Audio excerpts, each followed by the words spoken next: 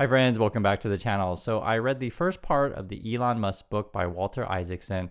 However, I decided to put the book down. I'm not going to finish it, and I want to explain why and also give a review. So you guys all know who Elon Musk is. He's been in the headlines, and I was just checking today. He reinstated Alex Jones's account on X/Twitter. Like, what? If you don't know this guy, he's Alex Jones. He's a crazy dude, and he was saying like the school shooting was a complete hoax, and then the parents of the students who had died sued Alex Jones and won. And so he was essentially relegated to the crazy parts of the internet and even banned from Twitter/X. But Musk is like, hey, come on back. And you're like, why does he behave this way, be it Alex Jones or Elon Musk? When you read the Musk books, some of the stuff actually brings a clarity to it. And I'll explain as we go through some of these headlines, and then I'll talk more details about the book. Moreover, if you guys remember the whole fiasco recently where, Musk was accused of anti-Semitism, the interesting thing is that in the book, they actually talk about Musk's grandfather. Now, I'll explain why this is important. Musk's grandfather was involved with political stuff and involved with a political group that was anti-Semitic. It is directly mentioned in the book, and I'm not just making random stuff up, guys. And you don't know exactly everything that's going on, and that's the same with as we talk through all these things in the book. But certain facts are just irrefutable. So Musk's grandparents said, hey, we don't like Canada anymore. They were from Canada and decided to move to South Africa, which when they talked about it in the book, I just thought that was a weird choice. South Africa is, at that time, was apartheid. So the white side and the black side, if you guys want to check history, it's important to understand these things. So basically, you're going to an obviously racist country in that time, South Africa. And I mean, I'm not, just legally, it was like you had apartheid. It was a white side and a black side. And so they were white, of course, moved and lived on the white side. And then Musk's dad was also involved in politics as well in South Africa. So it's not weird to think that Musk is part of this kind of stuff when you know that his grandparents were involved, his grandfather, that is. I can't speak to grandma. When Musk says, hey, advertisers, go F yourself, I think he gets a lot of that stuff from his dad, which they actually mentioned quite heavily in the book, which is very interesting. The reason I put the book down, though, is that there's a lot of BS to ramble through, and it's kind of why I want to go over it with you guys.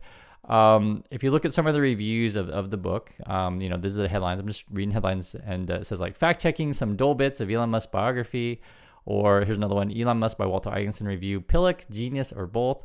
Pillock, I guess, means stupid. I think that's more what British say. We don't use that in USA, so I'd never heard that word, but I'm just telling you what it means. Here's another review. Elon Musk offers a revealing but not surprising portrait of the tech mogul. Another one, how Elon Musk's biography exposes Walter Isaacson. One way to keep the Musk myth intact is simply not check things out. And that right there summarizes it, but I want to kind of give you the details. I just want to show you guys that I'm not just making random things up. The big Elon Musk biography asks all the wrong questions, and I completely agree with that as well. Moreover, if you want to understand the kind of world that we're talking about, the Social Network movie is a really good place to start. I'm not saying everything is completely truthful in that movie, but what I want you to understand is that there's a lot of money flying around in the tech space. Musk was part of that, and moreover, people dispute these things, right? People sue over this kind of stuff. And part of the sort of mystique around Musk is that he's really, really rich. I completely get it, right? So if you're a young kid, you're like, well, I want to be rich too, so therefore I'll read the book about the person who is rich. It doesn't, sound illogical. The problem with the book and the problem with everything that Elon Musk says is that you have to understand that he was born wealthy, okay? And the reason why I point that out is that I'll ask you a very simple question. Let's say you have two people and they both work very hard and they're both very smart.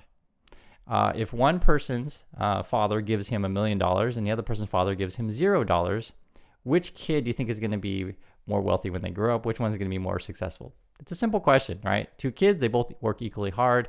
One kid gets $1 million. So you can probably guess the other kid that sort of falls in this camp. I don't need to say, but you already know. The thing is, though, is that what's interesting and odd about the book is they keep trying to pretend like he didn't grow up rich. And that's the part that really bothered me most about the book. And I've always sort of put that into question. And the reason why this is so important is that if you're a poor kid out there and you want to be successful like Musk, reading like how he did it doesn't really help you because he was born rich. I hope you understand what I'm saying here. You want to learn from people who weren't born rich. So anyway, that's a little my just thoughts on that, and I'll give you some examples. So in the book, they give a scene where Elon Musk is telling his dad, you got to buy me a motorcycle. You got to buy me a motorcycle. And the dad's like, I don't want to buy you a motorcycle. And the way the book tries to paint it is that Elon Musk is, stubborn. He sticks to his guns, and he, knows what he wants and goes after it, right? The thing is, though, depending on the family that you grow up in, not everyone's family can go out and buy you a motorcycle, right? Here's another example. It was the same part of the book. Like a couple chapters later, there's a scene where Musk is like, hey, Dad, you got to buy me a computer because computers are the future and I want to learn to program and stuff like that. And you guys get the scenario. And he's like, I got to have a computer. I got to have a computer. And irritating his dad about that. And the biography is trying to paint him as being, again, he's stubborn. He really knows what he wants. And then there was another scenario where it's like, hey, Dad, there's a really expensive class. It's like $400. I want to learn how to, program these kind of things. In the same situation, like they paint him as being stubborn, and that's admirable. But if your parents don't have the money to buy you a motorcycle, a computer, or special computer classes, and this is in South Africa, this is around, so this probably would have been the 80s. It's like the average South African couldn't even afford these things. Moreover, if you're on the black side of South Africa, forget it, right? Just forget it. And so like I can't look past this kind of stuff. And it's funny because the book, and this is the other problem with the book, is that much of the sourcing is basically asking Elon Musk, hey, Elon, tell me about this. Hey, Elon, help me about that. It's unreliable. You don't know. Or they ask his dad, hey, Elon's dad, Errol, I think his name is, tell me about this, tell me about that. I'll give you an example. So again, they try to pretend like they're poor, but we know, as they just talk about in the book, that I guess the dad told Elon, hey, you got to go live in USA. USA's awesome. Yay, okay, USA's awesome, etc. And so they took a trip to USA, right? The dad took the kids to USA. I can't remember if the mom went or not, but I hope you understand this, is that for the average family in South Africa or even in America, taking an international trip to the USA is not cheap. Most people cannot do that. It should be really obvious to you, right? I mention these things because like people who idolize this guy, like you can't copy someone who's wealthy. Now, here's how they try to downplay the wealth. It's funny. And the one thing that the book does well, though, to be fair, is that they do say there are two different stories here, or more than one story. So according to Musk says when they went to USA, they didn't go to Disneyland because Dad was too cheap. The dad says, however, we did go to Disneyland, and Musk just doesn't remember. And this is like, so how do I know what's even real with this? This is sort of what the problem with the book is. I hope you guys understand this. And it goes on like this over and over again. There's scenes in the book where, like, I guess they're saying Musk was bullied and he's got scars. So that stuff might be true. It might totally be true, right? But we have no way to really know because he doesn't ask the teachers. There's no one else to ask. Like, it's like the whole book really feels like, hey, Elon, tell me about this. And then you just kind of take everything with how can I say, you just believe everything he says, but like when you put the stuff together, it doesn't make sense. Another example is they try to say that mom was really poor and she didn't make that much money from modeling. That's really what they say. She was a model and didn't make that much, I guess, evidently. And later in the book, they say when Elon Musk went out to San Francisco after graduating from university, or Silicon Valley or Palo Alto, however you want to say it, because he went out to Stanford. His dad gave him like $20,000. I think it was like 24, 28. It depends who you ask. So who knows how much it was. Moreover, they say his mom gave him $10,000 plus use a credit card, but who knows, right? And if you're thinking, oh, well, Chris, $28,000 plus 10, $40,000 or whatever, 38, that's not very much money. But in today's dollars, that would have been like if your parents gave you, $100,000, something like that, right? Moreover, and I just want to make this really serious. It's a serious question to you. How many families in USA can the kid can ask the parents and say, hey, mom, dad, I want to go start a business. Give me $100,000. How many families can do that? And so this is why I think a lot of this stuff is all BS. It doesn't matter. Like, I get irritated because I understand the Musk fanboys and fangirls will completely ignore this. They won't even know how to read. Because okay, there's different levels of reading, right? Some people just read to just understand the information presented, meaning that they have to look up words. They can just, take everything at face value, but they can just struggle just to understand what's in the book, right? To read it all. And then when you get good at reading, and I encourage you guys to read, reading is really important. You start to say, okay, this is what I think is most important about the book, not important about the book, and then you get to another level. This is what I think is like probably not true. This is probably true, right? Etc. And you have to understand like who's saying these things. Like a lot of the book as well is they ask Elon Musk, brother and cousin, what do you think about Elon? And I mean, it's like a lot of people have a lot of interest into maintaining this sort of image that Elon grew up poor. Now, what's interesting about the book too as well is they mentioned the emerald mine several times. So his dad had an emerald mine, and there's varying accounts of how much money came from that. So who knows? According to the dad, they kind of kept the stuff secret and off the books because you'd have to pay taxes. Or the dad said something like to the effect of, well, if it became more public, then the blacks would steal it. That was like a quote in the book, and he's like, "Oh, but I'm not racist or anything."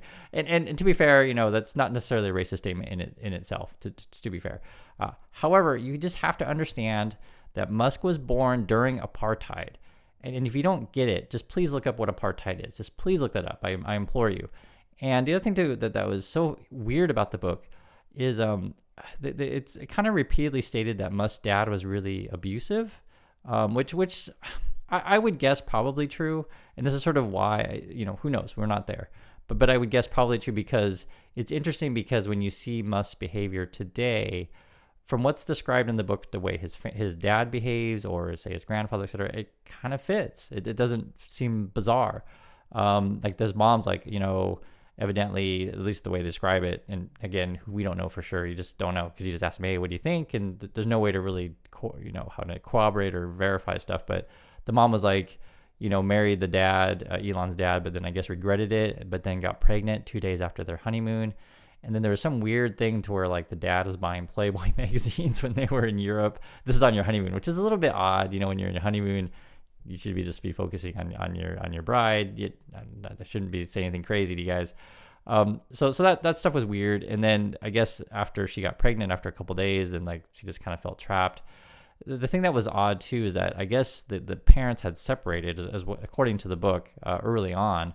But then what was really odd is that Elon and his brother then wanted to go live with his father, who was abusive, right? Which they illustrate throughout the book, but they didn't really describe like, why did you go live with your dad? It just didn't make sense. Like that part, it didn't make sense. Like a lot of the parts of the book, like just don't make sense. Like you're okay. So your dad's really a jerk, but yet he gives you money. He's got these emerald mines, and there's been rumors about, and they don't talk about this that much in the book about, did Elon and his brother really sell emeralds to pay for all kinds of stuff? So that part's not mentioned in the book. And this is kind of the stuff to where like, I think that's an important part of the story. I really do. There was a girlfriend mentioned in the book that said something like, Elon gave me an emerald thing. And first I thought it was from the mine. Then Elon said it wasn't from the mine. And who knows? Honestly, who knows? And so just reading the first part where like I read through the stuff having so many questions myself, I just felt like there's so much BS in it. That's sort of why I don't really feel like I need to finish the other parts. Now, I want to address this really clearly. I completely understand why if you're a poor kid, and you grew up in whatever, New Jersey, Idaho, Texas, wherever you're from, right? And you would idolize Elon Musk. Just to understand a lot of the narrative and the things that he tells you isn't necessarily 100% true. There's no other way to put it. And it becomes really more apparent as you read through the book where things just don't make sense. It just doesn't make sense. There's even disputes, like if you go on his Wikipedia page and it also kind of skates around it in the book. I don't even know what year he graduated from college. And I'm mentioning that one because like these should just be basic facts, right? You should just be able to literally tell what year you graduated. But like even that's under dispute, or what his major was, this kind of stuff. And the stuff just keeps adding on and on and on and on. Moreover, and this is later parts in the book, but I already kind of know the story, and I'll just tell you guys basically if you don't know. So Elon Musk is not stupid. I can tell he's not stupid, but it's very clear that he put himself in positions to where he would meet the right people. Okay, that part's really clear. So that part he's definitely good at. It looked like he had learned to program early, sold a company, and then the thing that's where the stuff that you don't know, it seems like he had multiple business partners along the way, and you don't know really who is doing the work, right? And this is like, say, if you have 4 or 5 partners, just for example, and they all claim that they're the founder, who knows? Honestly, who knows? And that's the part, like, I feel like the whole all of it about the book. Yes, I can see the end result. He's rich. I can totally see that.